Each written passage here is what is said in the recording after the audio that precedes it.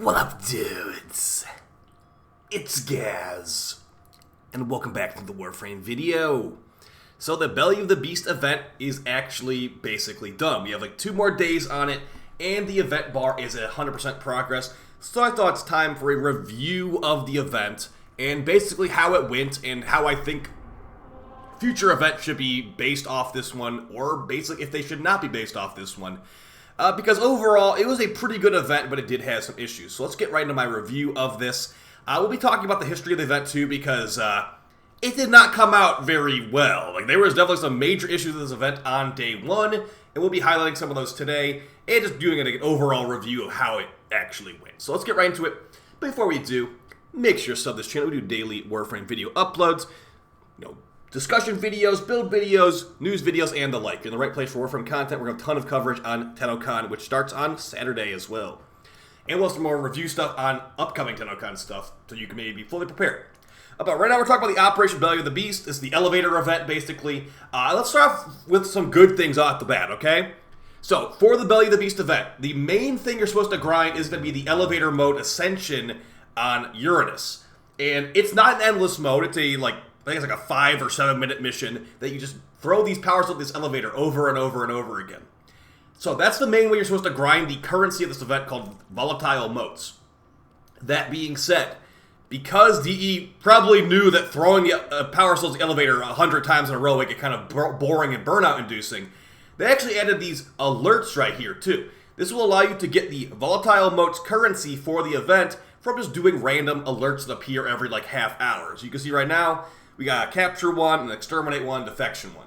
The defection one would probably be really slow, but the exterminate one and the capture one would actually be more efficient than actually running the elevator mode.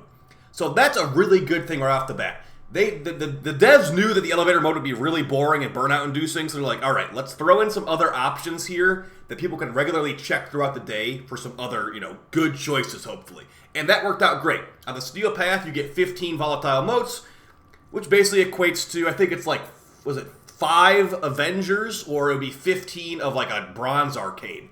So really good, actually. A decent amount of payout, and, they rotate every half hour. So, I mean, right now we have 2 captures and an exterminate. That's pretty much as good as it gets. That's like an easy 45 motes right there. Easy arcanes.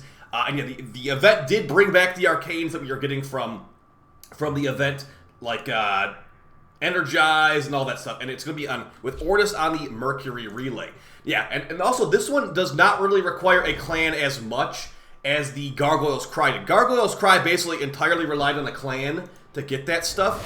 For this one, you only need a clan to be doing the Energizes and the barriers and stuff. So that's really not as big of a deal. That being said, it does still require a clan to an extent, because, like I said, if you want to get energized, you want to get all the loot from the event, you're going to need to be getting a clan for the access to this. We go to Ordis Lorunda Relay, and yes, they brought back the Energizes and all that again. Now, here's one of the issues with the event we can start with. Some of the prices on these arcanes are obscene. So, for example, I got 42 Energizes. Yes, and also the arcanes were limited, too, for this event. You can only get 42 of each arcane at maximum. But yeah, 46 volatile motes for 1 energize. So we just looked at those 3 missions right there. I have to run those 3 alerts and technically get 1 more volatile mote for a singular energize. And that ridiculous price level for these arcanes really rubbed people the wrong way, I'd say. And it made it where people are not going to be grinding out that as much. Really, they limited the arcanes and they made the grind really, really bad for the legendary arcanes. That's just a double whammy of, I'm not grinding out Barrier. Barrier's not very good. Grace is not very good. People have been selling them for really cheap, and people have been buying them for really cheap, too. And people haven't really been farming them. So I can honestly see the price of this one going up in the future just because it's so not worth farming from this event. But yeah, the 46 volatile motes for 1 energize really drove people a little bit crazy. But thankfully, the price for the non-legendary arcanes is a lot more reasonable, like I said. Okay, so it's actually 5 motes for 1 legendary. So you get 3 Avengers from 1 alert. That's not too bad. That being said, the elevator mode is super boring to a lot of people, so I didn't even end up grinding out a lot of the stuff when, maybe I should have grinded out.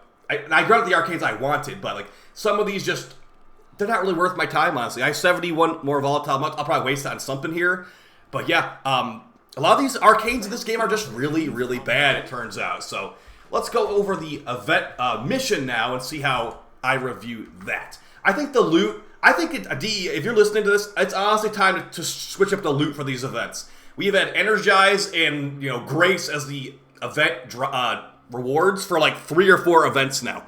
How about we like go next level with these events going forward? How about some deterministic grinding? How about some upgrades you can throw in there? It's like, okay, I've run the event 100 times. I can now choose to tune my drops at the end of each mission. Now, after I beat every mission for the Ascension mode, it's going to be a near guaranteed 3,000 Endo drop. Because the day one this event came out, there was actually a glitch going on where every single run was guaranteed 3,000 Endo. And let me tell you, that was pretty popular with a lot of players. Now they removed the guaranteed 3,000 Endo. You're getting like random relics, like random Meso relics. You're getting Even Song blueprints. You're getting Jade's weapon blueprints and stuff like that. So for the vast majority of the player base, they don't really just only need Endo. But yeah, it made me think, like, maybe going forward we can have a little bit more, like an extra layer of good stuff on these events where I can actually, over time, have a better grinding experience that I earned through playing the event. Because right now, it's just like, play the elevator, extract. Play the elevator, extract. And also, this elevator shaft is the same elevator every time. There's only one elevator layout for this event, which also added to the massive burnout a lot of players encountered while playing this pretty boring event, honestly. If they didn't have those alerts, I think it would be like pretty much no one would be grinding moats at all right now, because this is not a mission that's going to last you for 3 weeks. It's the same thing over and over again, which is kind of boring.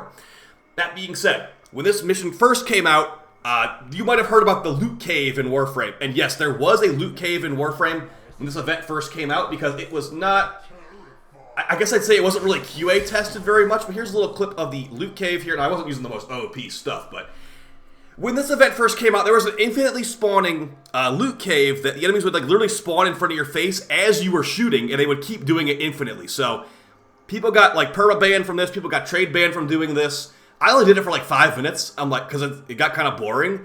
But yeah, this was the level of QA the event had when it first came out. Like literally infinite spawns, infinite loot, and also the way this mission works, if the extraction capsule like got to 0 health, it didn't fail the mission. It just reboots itself after a few seconds. So you could just have been here for like hours and hours, and there were people that did that.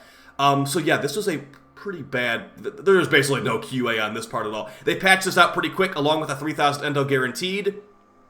But yeah, it should show just the level of testing this event had coming out on day one. We had infinite enemy spawn loot cave that people literally got trade banned for because there were just so many drops. And yeah, it got patched out like for 1 day. So I just want to remind you guys that did happen. But yeah, as far as the actual mission itself, I actually was surprised at how fun it was for a non-endless mode. Now, a lot of people that play Warframe probably want to do endless modes or like, have some fun. I thought this, for a non-endless mode, I actually kind of enjoyed the elevator mode.